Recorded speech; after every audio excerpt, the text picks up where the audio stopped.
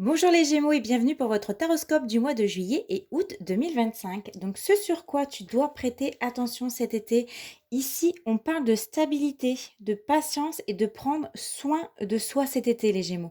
Donc ce qu'il faut retenir, c'est que les efforts que tu as faits, que tu as semés, ils portent déjà leurs fruits. Même si ça ne se voit pas rapidement, il faut continuer vos efforts, continuer de persévérer. Continuez de nourrir ce que vous avez construit avec patience et tu verras que ça finira par payer. Donc ici, il y a certaines choses qui demandent du temps et de la patience, mais c'est quelque chose qui est en bonne voie pour vous. Donc gardez à l'esprit que tout se passera bien parce que vous êtes capable de faire ici fructifier ce que vous avez ou ce que vous allez commencer. Donc doucement, mais sûrement les Gémeaux. Donc ce sur quoi tu dois être vigilant cet été, il peut y avoir un déséquilibre entre le mental et le corps. Donc on a ici le fait de trop en faire. On a le corps ici qui dit stop, j'ai besoin de repos. On a un esprit ici actif, on le voit sur cette carte, mais on a aussi un corps qui est au repos. Donc ce sur quoi tu dois être vigilant, c'est au niveau de ton mental, hein, des idées qui sont ici surexcitées, en ébullition.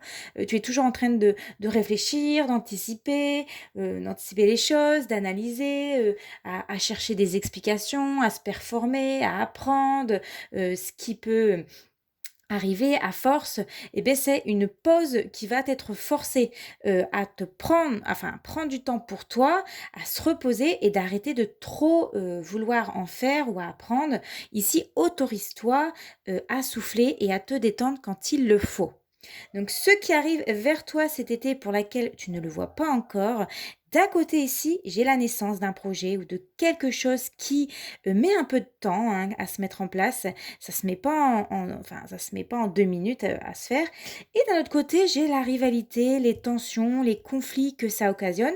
Donc ce qui peut arriver, ce sont des tensions là où on ne pensait pas, que ça pourrait arriver, où on pensait que tout était OK et en gros, ça va vous développer des compétences, ici des idées, des projets enrichissants qui vont provoquer des réactions autour de vous. Donc c'est-à-dire de la rivalité, des jalousies déguisées, des désaccords. On a ici des résistances et il peut y avoir des personnes qui vont vous imposer leur vision ou imposer des choses pour laquelle, tu devras faire une que tu devras, pour laquelle où il te faudra, toi, te faire une place et que toi aussi tu es légitime. Donc en gros, tes idées peuvent déranger et c'est un passage qui va t'aider à t'affirmer, à faire ta place. Côté cœur, ici, on parle plutôt de blocage émotionnel, d'ennui, d'insatisfaction, de lassitude ou de désintérêt par rapport à votre partenaire. J'ai ici un cœur fermé avec le roi d'épée. Donc soit vous ne voulez pas vous ouvrir en amour, ou soit c'est quelqu'un qui n'est pas prêt à vous ouvrir son cœur et à faire avancer les choses. On peut avoir cet été des ruptures ou des relations figées, de la froideur, un manque de mots doux, de gestes tendres. On est plutôt dans un éloignement et dans un détachement.